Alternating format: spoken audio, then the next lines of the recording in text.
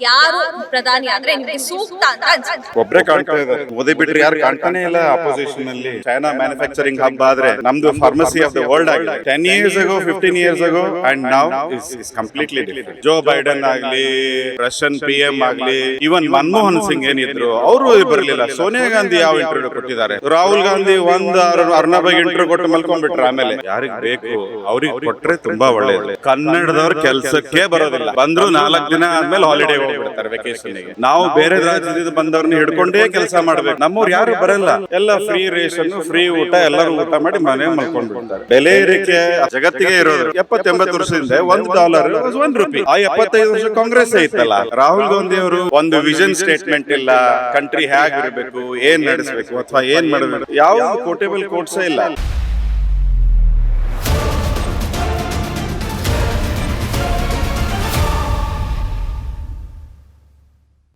Sir ನಮಸ್ತೆ. Sir ನಮಸ್ತೆ. 2024ರಲ್ಲಿ ಅಂದ್ರೆ ಇನ್ನೇನು ಕೆಲವೇ ತಿಂಗಳಲ್ಲಿ ಲೋಕಸಭಾ ಚುನಾವಣೆ ಬರ್ತಾ ಇದೆ. ಅದಕ್ಕೆ ಯಾರು ಪ್ರಧಾನಿ ಆದ್ರೆ ನಿಮ್ಗೆ ಸೂಕ್ತ ಅಂತ ಅನ್ಸುತ್ತೆ? ಒಬ್ರೇ ಕಾಣ್ತಾ ಇದ್ದಾರೆ. ಮೋದಿ ಬಿಟ್ರೆ ಯಾರು ಕಾಣ್ತಾನೆ ಇಲ್ಲ ಅಪೋಸಿಷನ್ ಅಲ್ಲಿ. So no choice but Modi. Sir ಯಾಕೆ ಸರ್ ರಾಹುಲ್ ಗಾಂಧಿ ಆಗ್ಬಾರ್ದು, ಪ್ರಿಯಾಂಕ್ ಖರ್ಗೆ ಅವ್ರು CM ಕೂಡ ಆಗಿಲ್ಲ, ಏನಿಲ್ಲ, ಆಗ್ಬೋದು, ಯಾರು ಆಗ್ಬಾರ್ದಂತ ಏನಿಲ್ಲ. ಆದರೆ ಪ್ರತಿಯೊಬ್ಬರು ತಮ್ಮ ಒಂದು ವ್ಯಕ್ತಿತ್ವವನ್ನು ತೋರಿಸ್ಬೇಕು, ಪರ್ಫಾರ್ಮೆನ್ಸನ್ನು ತೋರಿಸ್ಬೇಕು ಪಬ್ಲಿಕಲ್ಲಿ. ಈ ರೀತಿ ನಾವು ಲಾಸ್ಟ್ ಸೋ ಮೆನಿ 75 years 80 ನೋಡ್ತಾ ಬಂದರೆ ಕರೆಂಟ್ಲಿ ಮೋದಿಯವರು ಆ್ಯಕ್ಚುಲಿ ಪರ್ಫಾರ್ಮೆನ್ಸ್ ತೋರಿಸಿದ್ದಾರೆ ಒಳ್ಳೆ ರೀತಿಯಿಂದ. ಸೊ ಈ ರೀತಿಯಿಂದ ನಮಗೆ ಮೋದಿಯವರೇ ಆಗಬೇಕು ಅಂತ ಅನ್ಸುತ್ತೆ. ಈಗಿನ ಯೂತ್ಸು ರಾಜಕಾರಣಕ್ಕೆ ಬರ್ತಾ ಇಲ್ಲ. ಸೊ ರಾಹುಲ್ ಗಾಂಧಿ ಅವ್ರನ್ನ ಒಂದು ಪಕ್ಷದಲ್ಲಿ ನೋಡೋದಾದ್ರೆ ಯೂತ್ಸ್ ಲೆಕ್ಕಕ್ಕೆ ಸೇರಿಸಬಹುದು. 40+ ಏನೋ ಆಗಿದೆ. ಇಲ್ಲಮ್ಮ, 53. He is as old as me. He is no more youth. Okay, ಸರಿ ಆಯ್ತು. ಅವ್ರು ಒಂದ್ಸಲಾನು ಕೂಡ ಪ್ರಧಾನ ಮಂತ್ರಿ ಆಗೋಕೆ ಸಾಧ್ಯನೇ ಆಗಿಲ್ಲ. ಸೊ ಅವ್ರು ಬಂದ್ರೆ ಒಂದು ಹೊಸ ಚೇಂಜ್ ಇರುತ್ತೆ ಅಂತ ನಿಮ್ಗೆ ಅನ್ಸಲ್ವಾ ಸರ್? ಮುಖೇಶ್ ಅಂಬಾನಿನೂ ಆಗ್ಬೋದಲ್ಲ, ಹಾಗಾದರೆ ಅದಾನಿನೂ ಆಗ್ಬೋದು, ಪ್ರಿಯಾಂಕಗಾದ್ರೂ ಆಗ್ಬೋದು.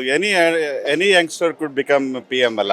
ರಾಹುಲ್ ಗಾಂಧಿ ಪರ್ಟಿಕ್ಯುಲರ್ಲಿ ಯಾಕೆ ಅವ್ರ ಹೆಸರೇ ತಗೊಂಡು ಇವ್ರು ಆಗ್ಬೋದಲ್ಲ ಅನ್ನೋ ಪ್ರಶ್ನೆ ಆ್ಯಕ್ಚುಲಿ ಮೀನಿಂಗ್ಲೆಸ್ ಅನ್ನುತ್ತೆ ನನಗೆ. ಯಾಕಂದರೆ ಅಂದ್ರೆ ಕಾಂಗ್ರೆಸ್ ಪಕ್ಷದಲ್ಲಿ ಯಾರಾದ್ರೂ ಆಗಬಹುದಲ್ವಾ, ಮೋದಿ ಅವರೇ ಯಾಕೆ ಅಂತ? ಇಲ್ಲ, ಕೆಪಾಸಿಟಿ ಇದ್ರೆ ಸೀಟ್ ಬಂದರೆ ಯಾರಾದರೂ ಆಗ್ಬೋದು, ಆಗಬಾರ್ದು ಅಂತ ಏನಿಲ್ಲ. ನಿಮ್ಮ ಪ್ರಶ್ನೆ ಯಾರು ಆಗಬಹುದು ಅಂತ. ಸೊ ಯಾರು ಆಗಬಹುದು ಅನ್ನೋದಕ್ಕೆ ನಾನು ನನ್ನ ಒಪಿನಿಯನ್ ಹೇಳ್ತಾ ಇದ್ದೀನಿ. ಕಾಂಗ್ರೆಸ್ನವರು ಆಗ್ಬೋದು, TMCದವರು ಆಗ್ಬೋದು. ಬಟ್ ಕರೆಂಟ್ ಸಿನಾರಿಯೋದಲ್ಲಿ ಓವರ್ ಆಲ್ ಪರ್ಫಾರ್ಮೆನ್ಸಿಂದ ನಾನು ನೋಡಿದರೆ my opinion is that Modi is going very strong. ಯಾವ ಕಾರಣಕ್ಕೆ ಅನಿಸ್ತಾ ಇದೆ ಸರ್? 2 ಸಲ ಚುನಾವಣೆ ಗೆದ್ರು ಅನ್ನೋ ಕಾರಣಕ್ಕ, ಅಥವಾ ಯಾವ ವೈಖರಿ ಅವ್ರದ್ದು ಇಷ್ಟ ಆಯ್ತು, ಕಾರ್ಯವೈಖರಿ ನಿಮ್ಗೆ ಇಷ್ಟ ಆಯ್ತು ಮೋದಿ ಅವ್ರ ಬಗ್ಗೆ? ಪ್ರಾಜೆಕ್ಟ್ಸ್, ರೈಲ್ವೆ ಲೈನ್, ನನ್ನ ರಿಲೇಟಿವ್ಸು, ನನ್ನ ಫ್ರೆಂಡ್ಸು ಎಲ್ಲ ರೈಲ್ವೇದಲ್ಲಿ ಇದ್ದಾರೆ. The number of kilometres electrification ಆಗಿರೋದು, ಬ್ರಾಡ್ಗೇಜ್ ಆಗಿರೋದು, ಹೈವೇ. ಈಗ ನಾವೇ ಹೋಗ್ತಾ ಇದ್ವಲ್ಲ, ಈಗ ಬೆಂಗಳೂರಿಂದ ದಾವಣಗೆರೆ, ಹುಬ್ಬಳ್ಳಿ, ಅಲ್ಲಿಗೆ ಹೋಗ್ಬೇಕು, ಮಂಗಳೂರಿಗೆ ಹೋಗ್ಬೇಕಂದ್ರೆ ಮೊದಲು ಎಷ್ಟೊಂದು ಗಂಟೆ ತೊಗೊಳ್ಳೋದು ಅದು. ಈಗ ಸೂಪರ್ ಫಾಸ್ಟಾಗಿ SUV ಅದಕ್ಕೆ ಇಷ್ಟು ಸೇಲ್ ಆಗ್ತಾ ಇರೋದು. ಇಫ್ ಯು ಸಿ ನಾವು ಕಾರ್ಗಿರೆಲ್ಲ ಎಷ್ಟೊಂದು ಫಾಸ್ಟ್ ಸೇಲ್ ಆಗ್ತಾ ಇದೆ. ಪೀಪಲ್ ಆರ್ ಫೀಲಿಂಗ್ ಕಂಫರ್ಟೇಬಲ್ ಅಲ್ಲ, ದೇ ಕ್ಯಾನ್ ಟ್ರಾವೆಲ್, ರಸ್ತೆಯಲ್ಲಿ ಬೇಕಾದಾಗ ಹೋಗ್ಬೋದು. ಸೊ ಈ ಎಲ್ಲ ರೀತಿಯಿಂದ over all Modi. You want me to list the number of things? Okay, highways ಹೇಳಿದ್ನಾ, ರೈಲ್ವೇಸ್ ಆಯಿತಾ, ಆಮೇಲೆ ನಮ್ಮದು ಎಕಾನಮಿ ಕೂಡ. ಅದರಿಂದ definitely number of people benefiting ಇದೆ. ಅವರಿಂದ ಅಕ್ಕಿ ಸೆಂಟ್ರಿಂದ ಬರ್ತಿರೋ ಅಕ್ಕಿ ಇದೆ. ಅಫ್ಕೋರ್ಸ್ ಈಗಿನವರು ಸೇರಿಸಿ ಕೊಡ್ತೀವಿ ಅಂತ ಹೇಳ್ತಾ ಇದ್ದಾರೆ, ಬಟ್ ಅವರಿಂದನೂ ಸಾಕಷ್ಟೆಲ್ಲ ಜಾಸ್ತಿ ಬಂದಿದೆ. ಕೋವಿಡ್ ಹ್ಯಾಂಡಲ್ ಮಾಡಿದ್ದು, ಕೋವಿಡ್ ವ್ಯಾಕ್ಸಿನೇಷನ್ ಮಾಡಿದ್ದು, the world it self is looking at our country, how pharmacy of the world ಆಗಿದೆ. ಈಗ ಚೈನಾ ಮ್ಯಾನುಫ್ಯಾಕ್ಚರಿಂಗ್ ಹಬ್ ಆದರೆ ನಮ್ಮದು ಫಾರ್ಮಸಿ ಆಫ್ ದ ವರ್ಲ್ಡ್ ಆಗಿದೆ. ಆಮೇಲೆ ಫಾರಿನ್ ರಿಲೇಷನ್ಸ್ ಅಂತೂ ಜಸ್ಟ್ ಅಮೇಝಿಂಗ್. ಯಾಕಂದರೆ ನಾನೇ 25 ವರ್ಷ ಬೇರೆ ದೇಶದಲ್ಲಿ ಇದ್ದು ಈಗ ಬೆಂಗಳೂರಿಗೆ ಬಂದಿದ್ದೀನಿ ಜಸ್ಟ್ 1 year ago. ನಾನು ಯುರೋಪ್ನಲ್ಲಿರುವಾಗಲಿ ಅಥವಾ ಚೈನಾ ವಿಸಿಟ್ ಮಾಡುವಾಗಲಿ, ಈವನ್ US ಆಗಲಿ, UAE ಆಗಲಿ, the way we looked at 10 years ago, 15 years ago and now is completely different. Okay, ವಿದೇಶದಲ್ಲಿ ಇದ್ದವರು ಅಂತ ಹೇಳ್ತಿದ್ದೀರಲ್ವಾ? ಸೊ ಅಲ್ಲಿ ರಾಜಕಾರಣ ಅಂದ್ರೆ ಅಲ್ಲಿ ರಾಜಕಾರಣ ಮತ್ತೆ ಇಲ್ಲಿ ರಾಜಕಾರಣ ನೋಡೋದಾದ್ರೆ ಬೆಟರ್ ಅನ್ಸುತ್ತಾ, ಏನ್ ಅನ್ಸುತ್ತೆ? ಇಲ್ಲಿ ಡೆಮೋಕ್ರಸಿ ಇಲ್ಲ, ಸ್ಪೀಚ್ ಫ್ರೀಡಮ್ ಇಲ್ಲ ಅಂತೆಲ್ಲ ಏನು ಹೇಳ್ತಾರಲ್ಲ, ಅಬ್ಬಾ ಇಂಡಿಯಾದಲ್ಲೇ ಇರೋಷ್ಟು ಇಂಡಿಯಾದಲ್ಲಿ ಆಪೋಸಿಷನ್ ಲೀಡರ್ಸ್ ಒಬ್ರಿಗೊಬ್ರು ಬೈಯೋದು, ಒಂದು ಧರ್ಮದಿಂದ ಇನ್ನೊಬ್ರಿಗೆ ಹೇಗೆ ಹೇಳಿಕೆ ಏನು ಕೊಡ್ತಾರೆ ಅದು ಕೇಳಿದೆ. ಫ್ರೀಡಮ್ ಆಫ್ ಎಕ್ಸ್ಪ್ರೆಷನ್ ಭಯಂಕರ ಇದೆ ಅನ್ಸುತ್ತೆ ಇಲ್ಲಿ. ಇನ್ಫ್ಯಾಕ್ಟ್ ಕಂಟ್ರೋಲೇ ಇಲ್ಲ, ಒಬ್ರಿಗೊಬ್ರು ಬೇಕಾದ ಯಾರಿಗೆ ಬೇಕಾದ್ದು ಹೇಳ್ತಾರೆ. ಸೊ ಪೊಲಿಟಿಕ್ಸ್ ವೈಸ್ US ನಲ್ಲಿ ನೋಡೋದಾದರೆ ಅಲ್ಲಿಯೂ ಬೇಕಾದಷ್ಟು ಒಬ್ರಿಗೊಬ್ರು ಹೇಳ್ತಾರೆ, ಇಲ್ಲೂ ಬೇಕಾದಷ್ಟು ಹೇಳ್ತಾರೆ. Politics is there all over the world, everywhere it's the same. Okay sir, ಈಗ ರಾಮ ಮಂದಿರದ ಬಗ್ಗೆ ನಿಮ್ಗೆ ಗೊತ್ತೇ ಇದೆ, ಲೋಕಾರ್ಪಣೆ ಕಾರ್ಯಕ್ರಮ ಕೂಡ ಈಗ 22ನೇ ತಾರೀಕು ನಡೆಯೋದಿದೆ.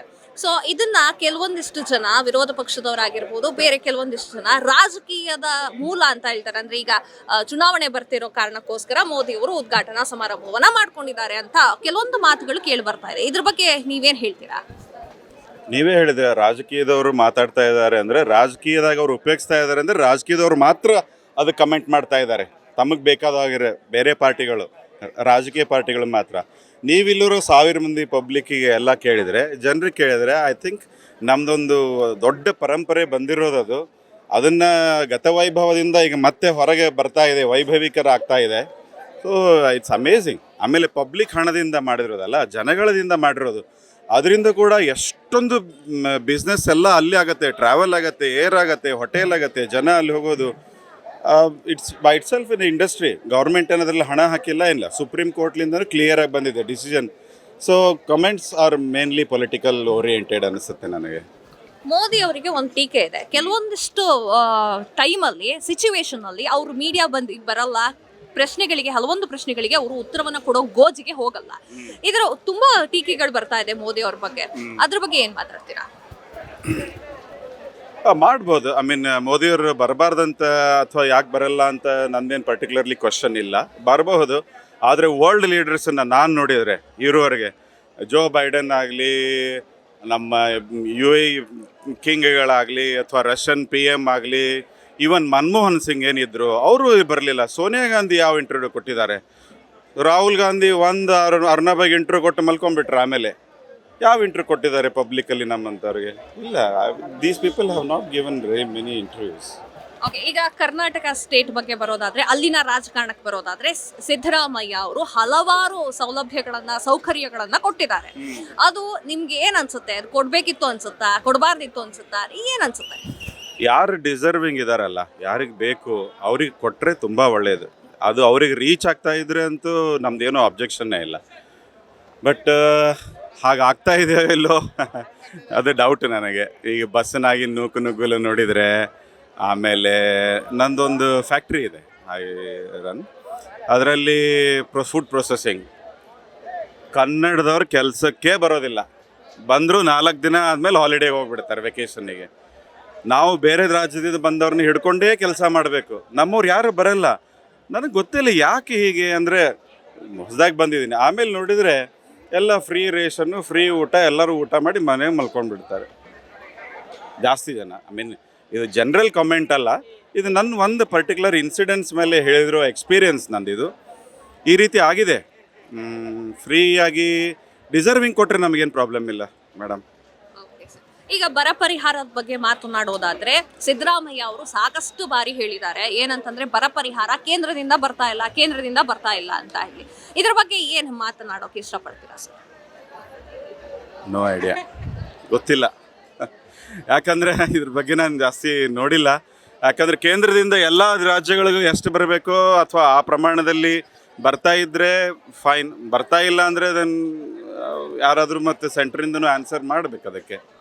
ಮೋದಿ ಅವರು ಸರ್ಕಾರ ರೂಪು ರಚನೆ ಆದ ಮೇಲೆ, ಅಂದ್ರೆ 2 ಸಲ ಚುನಾವಣೆಯಲ್ಲಿ ಗೆದ್ರಲ್ಲ ಮೋದಿ ಅವರು, ಅದಾದ ಮೇಲೆ ಬೆಲೆ ಏರಿಕೆಗಳು ಕೇಳಿ ಬರ್ತಾ ಇದೆ, ಬೆಲೆ ಏರಿಕೆ ಜಾಸ್ತಿ ಆಗ್ತಾ ಇದೆ ಅಂತ ತುಂಬಾ ಮಾತುಗಳು ಬರ್ತಾ ಇದೆ. ಇದ್ರ ಬಗ್ಗೆ ನೀವೇನ್ ಮಾತಾಡ್ತೀರಾ? ಬೆಲೆ ಏರಿಕೆ ಅಥವಾ ಇನ್ಫ್ಲೇಷನ್ ಏನಿದೆ, ಇದು ನ್ಯಾಚುರಲ್ ಫಿನೋಮೆನ, ವರ್ಲ್ಡ್ ವೈಡ್ ಫಿನೋಮೆನ, ಜಗತ್ತಿಗೆ ಇರೋದು. ಈಗ ನೋಡಿ, ಯಾವಾಗ ನಮ್ಮದು 70-80 ವರ್ಷದಿಂದ $1 ವಾಸ್ $1. ಆ 75 ವರ್ಷ ಕಾಂಗ್ರೆಸ್ಸೇ ಇತ್ತಲ್ಲ, ಮತ್ತು ಅವಾಗೇ $60 ಆಗೋಗಿತ್ತಲ್ಲ. 2010 $1 ವಾಸ್ ಲೈಕ್ 60 rupees 2014-15. ಸೊ ಮತ್ತು ಅದೇ ಯಾಕೆ ಇನ್ಫ್ಲೇಷನ್ ಅಲ್ಲ? ಅದಲ್ವಾ ಇನ್ಫ್ಲೇಷನ್? ಬೆಲೆ ಏರಿಕೆ 10 ವರ್ಷದಲ್ಲಿ ಆಗಿದೆಯಾ? ಇಲ್ಲ. ಬೆಲೆ ಏರಿಕೆ ಅನ್ನೋದು ಈಗೂ ಇತ್ತು, 100 ವರ್ಷದಿಂದ ಇರುತ್ತೆ, ಇನ್ನೂ 100 ವರ್ಷ ಆದ್ರೂ ಇರುತ್ತೆ. ಅದು 5-6% ಇರೋದೇ, ಯಾವ ಗೌರ್ಮೆಂಟ್ ಬಂದ್ರೂ ಜನರಲ್ಲಿ ಇರೋದೇ ಅದು. ಸೊ ಈಗ 10 ವರ್ಷದಲ್ಲಿ ಏನಾಗಿಲ್ಲ, ಯಾಕಂದರೆ ಡಾಲರ್ ಎಕ್ಸ್ಚೇಂಜ್ ನೋಡಿ ನೀವು, inflation is almost related to that 3.5%. Okay sir, ಇವಾಗ ನೀವು ಹೇಳಿದ ಪ್ರಕಾರ ಮೋದಿ ಅವರು ನೆಕ್ಸ್ಟ್ ಎಲೆಕ್ಷನ್ ಅಲ್ಲಿ 2024 ಬರ್ತಾ ಇರುವಂತಹ ಎಲೆಕ್ಷನ್ ಅಲ್ಲಿ ಗೆದ್ರೆ ಏನು ಎಕ್ಸ್ಪೆಕ್ಟೇಷನ್ ಇದೆ ಮೋದಿ ಅವ್ರ ಬಗ್ಗೆ? ಮೇನ್ಲಿ ಅಫ್ಕೋರ್ಸ್ ಜಾಬ್ ಕ್ರಿಯೇಷನ್ ಜನರಿಗೆಲ್ಲ ಬೇಕೇ ಬೇಕು, ಗೌರ್ಮೆಂಟ್ ಒಂದೇ ಮಾಡೋಕ್ಕಾಗಲ್ಲ. ಬಟ್ ಈ startup, industrialisation, infrastructure development, rail lines, ಇವೆಲ್ಲ ಎಕಾನಮಿ ಸಬ್ಸ್ಟ್ರಕ್ಚರ್ಸ್. ಅವೆಲ್ಲ ಬರೀ ಗೌರ್ಮೆಂಟ್ ಇಟ್ಕೊಂಡು ನಾನೊಂದು ಟೆಂಡರ್ ಫ್ಲೋಟ್ ಮಾಡ್ತೀನಿ ಅಥವಾ ಅರ್ಜಿ ಮಾಡ್ತೀನಿ ಕೆಲಸಕ್ಕೆ, ನೀವು ಬಂದು ಕೆಲಸಕ್ಕೆ ಸೇರ್ಕೊಂಡ್ರಿ ಅಂದರೆ ಆಗಲ್ಲ. ಎಲ್ಲ ಸ್ಟ್ರಕ್ಚರ್ಸ್ ಏನಿದೆ, ಸಪ್ಲೈ ಸಿಸ್ಟಮ್ಸ್ ಏನಿದೆ, ಅದೆಲ್ಲ ಇನ್ಫ್ರಾಸ್ಟ್ರಕ್ಚರ್ ಬೆಳೆದ್ರೆ ಆಟೋಮೆಟಿಕಲಿ ಎಕಾನಮಿಗೆ, ಕೆಲಸಕ್ಕೆ ತಾನಾಗೆ ಬರುತ್ತೆ ಜನರಿಗೆ. ಆದರೆ ಮೋದಿ ಅವರು ನನಗನ್ಸಿದ ಮಟ್ಟಿಗೆ ಈಗ ಆ ಸಪ್ಲೈ ಚೈನನ್ನು, ಆ ಸ್ಟ್ರಕ್ಚರನ್ನು ಡೆವಲಪ್ ಮಾಡ್ತಾ ಇದ್ದಾರೆ. ಸಾಕಷ್ಟು ಸಕ್ಸಸ್ ಕಂಡಿದ್ದೀವಿ ಲಾಸ್ಟ್ 10 ವರ್ಷದಲ್ಲಿ. ಇನ್ನೂ ಜಾಸ್ತಿ ಅವರು ಡೆವಲಪ್ ಮಾಡಿದರೆ ಪೋರ್ಟ್ಸ್ ಆಗಲಿ, ಏರ್ಪೋರ್ಟ್ಸ್ ಆಗಲಿ, ಎಲ್ಲ ರೀತಿಯಿಂದನೂ ಅದು automatically it will generate private sector employee. Sir, ಒಂದು ಮಾತು ಹೇಳಿದ್ರಿ ಮಾತನಾಡಬೇಕಾದ್ರೆ, ರಾಹುಲ್ ಗಾಂಧಿ ಯಾರವರು ಅಂತ ಕೇಳಿದ್ರಿ. ಸೊ ಯಾಕೆ ಆ ಮಾತನ್ನ ಹೇಳಿದ್ರಿ ಸರ್? ಯಾಕೆ ಅಂತಂದರೆ, ನಾನು ಇಷ್ಟು ವರ್ಷ ಗೊತ್ತಾಗಿದ್ದಾಗಿಂದ, ಪೊಲಿಟಿಕ್ಸ್ ಕೇಳ್ತಾ ಇದ್ದಾಗಿಂದ, ರಾಹುಲ್ ಗಾಂಧಿಯವರು ಒಂದು ವ್ಯಕ್ತಿಯಾಗಿ ಏನಂತಾರೆ, ಒಂದು ಅವರ ಹುದ್ದೆಗೆ, ಅನುಭವಕ್ಕೆ ಒಂದು ಒಳ್ಳೆ ಕೋಟೇಬಲ್ ಕೋಟ್ ಅಂತಾರಲ್ಲ, ಫೇಮಸ್ ಯಾವುದು ಹೇಳೇ ಇಲ್ಲ ಅವರು. ಒಂದು ವಿಷನ್ ಸ್ಟೇಟ್ಮೆಂಟ್ ಇಲ್ಲ, ಕಂಟ್ರಿ ಹೇಗೆ ಇರಬೇಕು, ಏನು ನಡೆಸಬೇಕು ಅಥವಾ ಏನು ಮಾಡಬೇಕು, ಯಾವುದು ಕೋಟೇಬಲ್ ಕೋಟ್ಸೇ ಇಲ್ಲ. ಇವಾಗ 18 ವರ್ಷ ತುಂಬಿ 19ಕ್ಕೆ ಬರ್ತಾ ಇದ್ದಾರೆ. ಇವಾಗ ಹುರುಪಲ್ಲಿದ್ದಾರೆ. ಲೋಕಸಭಾ ಎಲೆಕ್ಷನ್ಗೆ ನಾವು ಕೂಡ ವೋಟ್ ಹಾಕ್ತೀವಿ ಅಂತ ಯೂತ್ಸ್ ಮುಂದೆ ಬರ್ತಾ ಇದ್ದಾರೆ. ಅವರಿಗೆ ಯಾವುದಾದ್ರೂ ಬುದ್ಧಿ ಮಾತನ್ನ ಹೇಳಬೇಕು ಅಂತಂದ್ರೆ ಯಾವ್ದು ಹೇಳ್ತೀವಿ? ಬುದ್ಧಿ ಮಾತೇನು ಹೇಳೋದಿಲ್ಲ. ಈಗ 18-19 ವರ್ಷದ ಹುಡುಗರಿಗೆ ಅಥವಾ ಮಕ್ಕಳಿಗೆ ಎಲ್ಲ ಹೆಚ್ಚೆಲ್ಲ ಗೊತ್ತಿರುತ್ತೆ, ಏನು ಗೊತ್ತಿಲ್ಲ ಅಂತಿಲ್ಲ. ನಿಮ್ಮ ಒಂದು ಓಟು ಈಸ್ ಎಕ್ಸ್ಟ್ರೀಮ್ಲಿ ಇಂಪಾರ್ಟೆಂಟ್. ಅದನ್ನು ಬಹಳ ಯೋಚಿಸಿ ಸರಿಯಾಗಿ ಒಳ್ಳೆಯ ವ್ಯಕ್ತಿ, ಒಳ್ಳೆಯ ಕ್ಯಾಂಡಿಡೇಟ್ಗೆ ಹಾಕಿ.